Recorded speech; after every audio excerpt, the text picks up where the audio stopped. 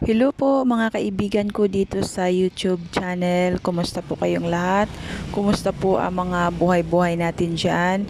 Medyo matagal po akong hindi nakapag-vlog o nakapag-update sa inyo kung ano na po ba ang kalagayan ng aking munting sari-sari. So far so good naman po mga kaibigan. Medyo busy lang nga talaga dito sa amin. So ang video ito mga kasari, sasabihin ko po sa inyo kung ano yung mga buwan na malalakas ang bintahan at ano yung mga buwan na super matumal talaga, lalo na sa mga baguhan sa pagnenegosyo na kagaya ko na bago lang talaga, para maging aware din kayo at hindi masasayang yung pera nyo. Yun po ang aking i-share sa inyo about sa mga bagay-bagay na ito, kasi ako nakaranas talaga ako ng ganun, para naman sa ganun maibahagi ko din sa iba. So bago ko muna sasabihin sa inyo mga kasari, ito pagbukas ko ng aking tindahan, may namili sa akin dito na worth of 2,000 tong ano niya nabayaran sa akin. Pagbukas ko talaga as in umaga, actually late na akong nagbukas around 6 o'clock. So parang timing din talaga. Hindi to taga amin, medyo malayo po ang kanilang bahay sa aming lugar. Ikaso kaibigan siya ng kapatid ko, kaya at ano sila, close friends sila. At sabi niya dito na lang daw siya mamimili. Ito na nga ang dami niyang binili, kasi nga magpipisa sa kanila.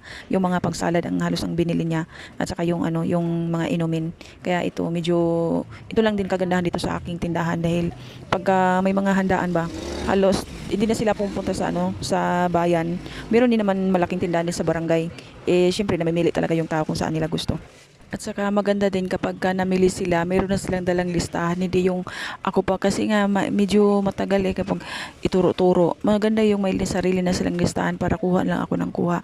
At saka lagay lang ng lagay sa ano, sa bag bang. Kasi para madali yung ano, trabaho. At saka ayoko yung may naghihintay kasi na ano, na customer. Kasi yung mga naghihintay, okay sana kung hindi mainip. Usually doon sila ano, doon sila yung nag-aalisan. Pero yung mga loyal mo talaga na customer, ano talaga yan, maghintay kahit matagal. Lalo na pagka maganda yung service mo sa kanila, maghintay din talaga. So yun, ayaw, pero sa akin ayaw ko yung maghintay yung mga ano, customer. Kaya mas maganda yung iba din, may common sense na pagka namili sila, lalo na pagka maramihan, mayroon na silang sariling ano, sariling listahan. Kaya doon naman ako nagagalak, para madali yung trabaho natin, di ba? Itong customer ko na ito mga kasari, bumili rin siya ng ano, ng frozen.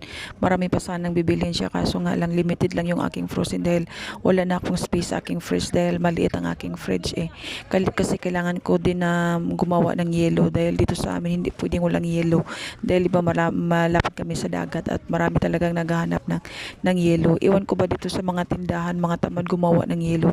Kaya ang anuhan ng tao, kahit hindi taga amin, taga ibang barangay sila, dito pa talaga sa akin ano, bibili. Kasi lalo pagka tag 20 ang kukunin nila, or 10, 15 ganun, sayang pa din, di ba? So kailangan gumawa talaga ako ng yelo. Yun nga, konti lang yung aking frozen food, kasi super ano, limited ang aking space sa aking ano, fridge. Ayoko din naman kumuha ng fridge na isa, or yung freezer, dahil grabe ang laki ng ano, ng kuryente dito sa amin, at saka hindi maganda ang service ng kuryente dito sa amin, patay-patay, tapos mamaya mag-jump yung ano, yung meter. Kaya dito sa amin ngayon, maraming nagrereklamo talaga mga kasari, dahil yung kanilang mga bills sa ano, sa kuryente super taas, super laki ba.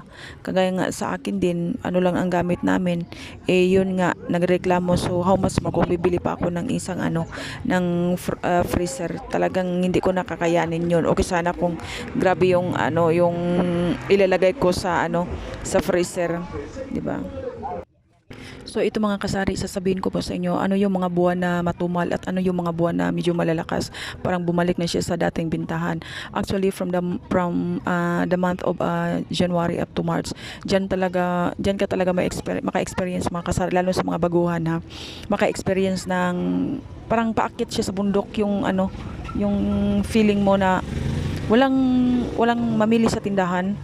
Parang ang hirap talaga. Naka-experience talaga ako mga kasari na ano, na may time pa na ang benta ko lang talaga 500, 600. Diba parang ano ba to, parang kaya pa ba to ng tindahan ko, may mamili ba sa akin, o baka nandoon lang sa ano, sa ibang tindahan, ayaw nila sa ano ko, sa store ko, parang yung mga tao. lahat pala ganun ang na experience din sa mga sa mga tindahan dito mga kasari. Kasi pagka pumunta kami ng ng bayan, lalo na sa mga mall, wala ring katao-tao pati yung palengke. Ganun din pala yung naramdaman ng aking kapatid. Kasi yung kapatid ko meron din siyang tindahan doon sa ibang bayan din. Kaya minsan nag-usap-usap nga kami. Sabi ko, now I know. Sabi ko, kaya nililista ko yun, ano yung mga buwan na mahina para alam ko din kung ano yung mga dapat kong bilhin at hindi bilhin. Kasi kapag bili ka ng bili at saka walang namimili, naku mga kasari, masasayang talaga yung pera mo at yung mga items mo baka maabutan siya ng ng expiration date.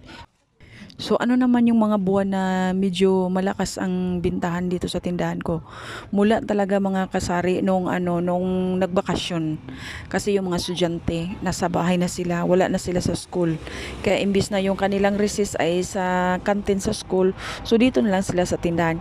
Kaya sa mga baguhan sa pagtitinda, huwag kayong mag-alala kapag naka-experience po kayo ng ganitong mga senaryo sa pagtitinda kasi darating talaga na ganitong sitwasyon. Kaya laban lang talaga. Kaya yun, maganda din maka-experience kayo ng ganon para at least alam nyo na kung ano ang mga bagay na susunod nyong gagawin. So ngayon mga kasari, ang maka-experience naman ng feeling matumal yung mga malapit sa school na mga tindahan kasi nga 'di ba bakasyon, walang sirado yung school, walang mga estudyante, walang mamimili sa kanilang tindahan. So sila naman yung makaranas ng ganong sitwasyon. Parang gulong lang talaga. So ayun. So by next year mga kasari, sa mga month of year 2026, by the month of January to March, alam ko na kung ano ang aking mga dapat gagawin. Either magkaroon ako ng another project na kailangan matapos ko kasi para hindi naman ako ma-pressure or hindi ako ma-stress dahil nga medyo matumal talaga ang ganung mga panahon. Kaya maghanap ako ng anong pwede kong magagawa, anong pwede kong gagawin para malibang yung aking sarili. Kasi kung nakatutok ka lang sa tindahan mo tapos matumal, maring ma-stress ka, magkasakit ka. Whereas kung i-plan mo na ngayon anong pwede mong gagawin sa mga na yun, sa mga buwan na yun, at marami kang kumbaga yung sarili mo ba na ilabas mo doon sa sitwasyon. Kaya sa mga baguhan, less spending po kayo sa mga ganong senaryo, ganong mga sitwasyon. Less spending po kayo sa pamimili. Kung ano lang meron dyan sa tindahan, yun lang muna ang bibilhin nyo. Hayaan nyo na maubos ang mga yan. Kasi kung bili kayo ng bili tapos matumal, masasayang yung paninda talaga as in. Huwag nyong gayahin na nangyari sa akin kasi ganun kasi hindi ko alam. So at least now alam ko na at para maging aware po din po kayo lalo na sa mga baguhan, wag po kayong maglabas ng pera, mamili para lang masabi yung mga kapitbahay nyo na marami ka pa ring tinda. Wag po ganun. Kasi mga kasari, yung unang bukas ng tindahan ko kasi na yun March, end of the March na yun. So kumbaga nakalabas na siya doon sa mga sa mga matumal na panahon. So kaya hindi ko naramdaman noong pagbukas ko nitong tindahan kasi kumbaga sa bundok nasa kalagitnaan na siya kumbaga malapit na siya doon sa pinakatuktok, kumbaga parang ganun. So tingnan po natin mga kasari onwards kasi may record po ako. So hopefully nag-enjoy po kayo sa aking video. Salamat po.